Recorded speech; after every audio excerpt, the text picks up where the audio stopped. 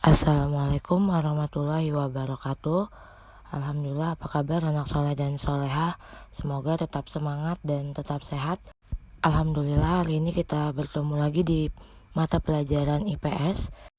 Sebelum kita masuk di materi, marilah kita mulai pembelajaran kita hari ini dengan membaca basmalah. Bismillahirrahmanirrahim. Langsung saja, materi pembelajaran kita hari ini adalah kerjasama antara negara-negara anggota ASEAN. Kerjasama anggota negara-negara ASEAN adalah dampak adanya globalisasi. Globalisasi adalah proses masuknya ke ruang lingkup dunia. Penyebab adanya globalisasi antara lain, yang pertama adalah perkembangan teknologi, yang kedua adalah kemajuan alat transportasi. Nah, pasti kalian sudah tahu apa saja negara-negara anggota ASEAN, yaitu yang pertama ada Myanmar, ada Thailand, Laos, Filipina, Indonesia, Kamboja, Vietnam, Brunei Darussalam, Singapura, dan Malaysia. Nah, itu tadi adalah negara-negara anggota ASEAN.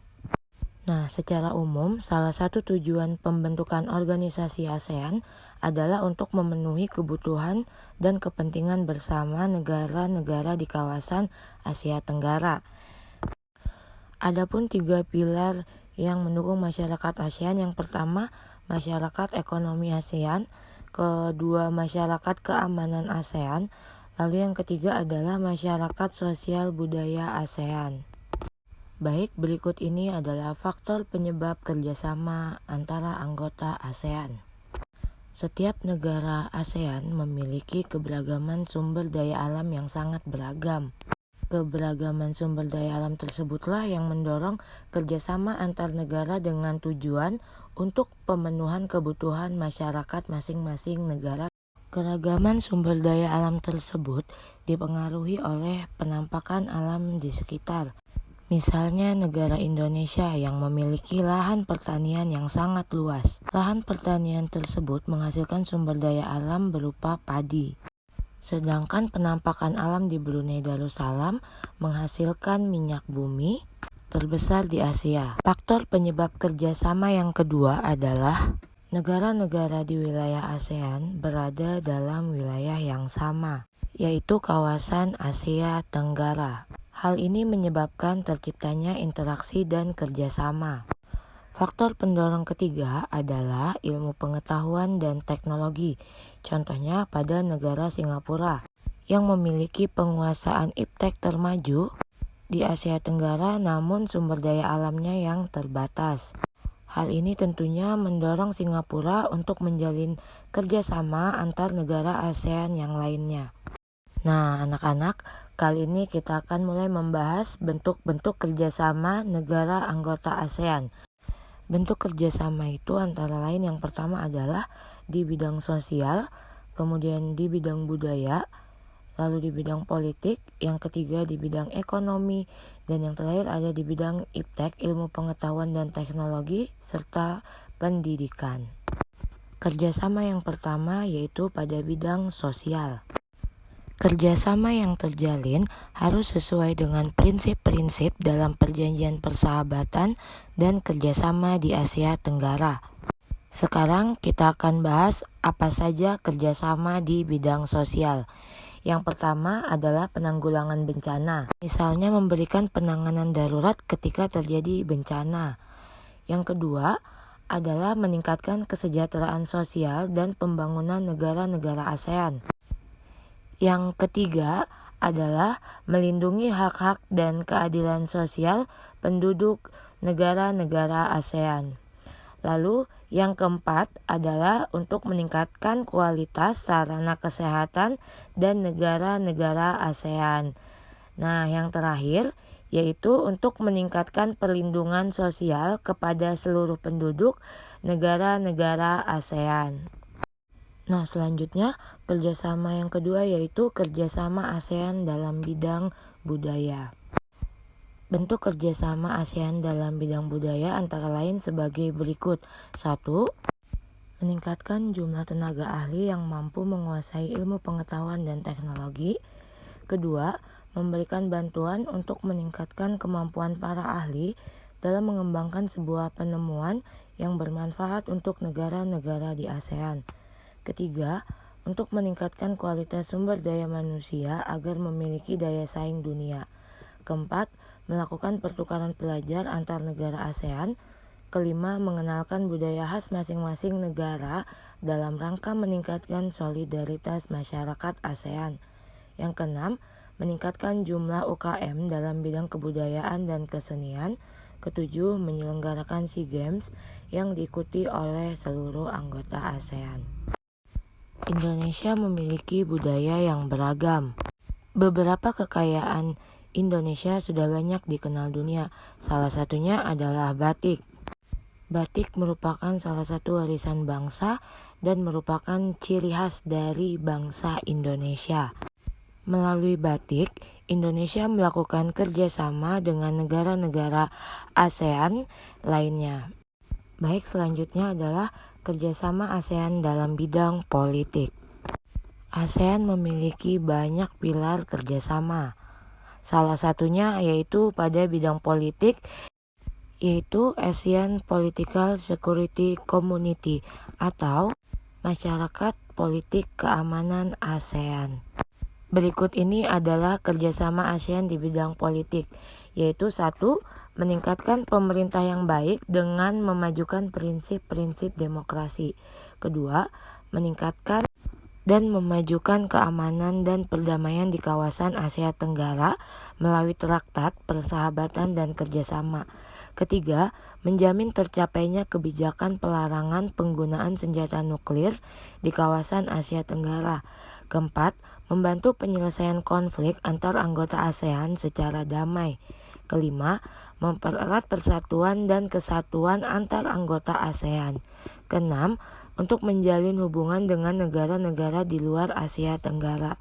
Ketujuh, menjalin kerjasama di bidang maritim ASEAN. Dan yang terakhir yaitu melakukan perjanjian kawasan damai, bebas dan netral yang bertujuan untuk menciptakan kawasan Asia Tenggara yang bebas, damai, dan netral dari berbagai permasalahan hingga di luar Asia Tenggara. Selanjutnya adalah kerjasama ASEAN pada bidang iptek, ilmu pengetahuan dan teknologi, serta pendidikan. Berikut ini adalah bentuk beberapa kerjasama dalam bidang ilmu pengetahuan dan teknologi serta pendidikan. Yang pertama yaitu 1. Untuk meningkatkan sumber daya manusia ASEAN yang memiliki daya saing baik secara nasional maupun internasional melalui deklarasi penguatan kerjasama pendidikan yang dilaksanakan pada KTT ASEAN ke-15 tahun 2009. Yang kedua, kerjasamanya bertujuan untuk meningkatkan jumlah tenaga ahli ASEAN yang memiliki keahlian di bidang ilmu pengetahuan. Kerjasama ini diwujudkan dengan pemberian bantuan kepada para ahli untuk mengembangkan berbagai temuan dan riset yang bermanfaat bagi masyarakat ASEAN dalam bidang iptek. Terakhir, kerjasama yang bertujuan untuk melakukan pertukaran pelajar antar negara ASEAN dalam program studi mobility serta ASEAN University Network yang memberikan informasi mengenai universitas-universitas terbaik di ASEAN. Baik, selanjutnya adalah kerjasama ASEAN dalam bidang ekonomi. Nah, adapun bentuk kerjasama dalam bidang ekonomi yaitu pertama perdagangan. Indonesia banyak menjalin hubungan dagang dengan negara lain dan menjadi salah satu anggota Organisasi Perdagangan Dunia atau World Trade Organization atau WTO yang memproduksi, yaitu Indonesia menjadi salah satu anggota negara-negara pengekspor minyak atau Organization Petroleum Exporting Countries atau OPEC. Nah, Indonesia bersama-sama negara-negara anggota ASEAN mendirikan pabrik mesin diesel di Singapura dan pabrik abu soda di Thailand. Bagian selanjutnya adalah tujuan kerjasama ASEAN. Adapun tujuan kerjasama ASEAN yaitu untuk mempercepat pertumbuhan ekonomi, kemajuan sosial, serta pengembangan kebudayaan di kawasan Asia Tenggara. Hal tersebut dilakukan melalui usaha-usaha bersama dalam semangat kebersamaan dan persahabatan untuk memperkuat landasan masyarakat Asia Tenggara yang damai dan sejahtera.